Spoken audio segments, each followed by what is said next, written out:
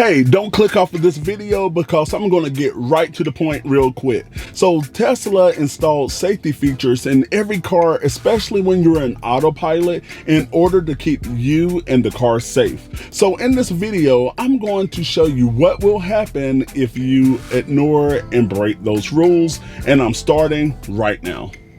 All right, so the first thing that we're going to see what happens is whenever you take off your seat belt, whenever you're driving on autopilot. Nothing is behind me, and right now it is telling me to put my hand on the wheel. The car came to an abrupt stop, and as you can see right now, the hazard lights are on as well. So let's keep on going on our drive. I put the car back in drive, and now the hazard lights went off, and also the alarm in the cabin also went off. So the second test that I want to test out, if you open up the door. So first, if you press the doorknob, nothing is happening. So let's go on and see what's happened if I open up the emergency door. So here we are, and I'm opening it up. And again, it is beeping, and the car came to a stop. And also, the hazard light came on. It put the car in park. So now I'm on the side of the road here with the car in park. So let's keep on rolling. I put the car in drive. Now the hazard lights went off. And one thing that you really shouldn't do whenever you're in autopilot, some people have things like this. These are ankle weights, and this is a 4-pound ankle weight. I just literally bought this for exercise and for the purposes of this video. Some people will actually put the ankle weight on the car in order to try to fool the autopilot system. That is not safe. I'm not going to do that because that's just not safe, and I'm not going to break the law on camera like that. I'm going to drop a video to show you what that looked like and what not to do when you're in autopilot.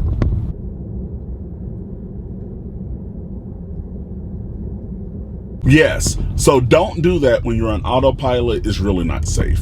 And the next thing you shouldn't do whenever you're in autopilot is to ignore the message to say, keep your hand on the wheel. So I'm going to just let it blink all the way through and see exactly what's happening. I'm on a road right now. Nothing is around. Hopefully I'm not going to run into a stoplight or a stop sign before it tells me to keep my hand on the wheel. So let's just see what's going to happen here. But so far, everything is going great. I am just riding along. I was going to say driving, but right now the car is literally doing all of the driving for me. Now it's telling me to add a slight turn. And as you can see here on the screen, it is blinking saying, hey. It's really hard to ignore. It's kind of giving you anxiety. And now you see it's beeping.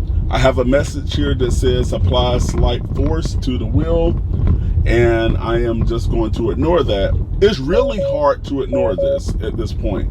It beeped 2 times, and I'm still driving, and now it turned red, and the car literally came to an abrupt stop. And again, it's still blinking. Now it's saying the auto steer is unavailable for the remainder of this trip with the hazard lights on. So I opened the door, closed the door. So by opening the door and closing the door, that is another way that you can reset auto steer. As you can see right here, the wheel is back up.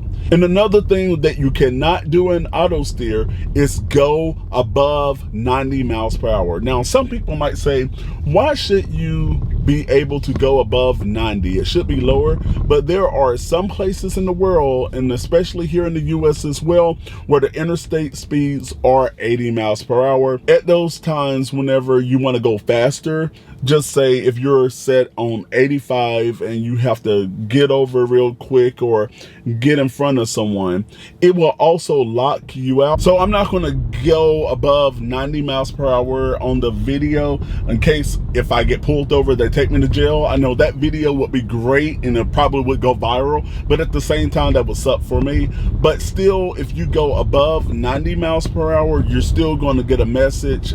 It's all going to do the same thing. It's going to start flashing, and it's going to knock you out of auto steer for the remainder of your trip. So those are 5 things that you shouldn't do whenever you have your Tesla in autopilot, and that's what would happen if you break those safety features. Check out the top video over there on 18 voice commands that you need to know about your Tesla. The other video over there, all things about Tesla and your finances, and I will see you in the next video.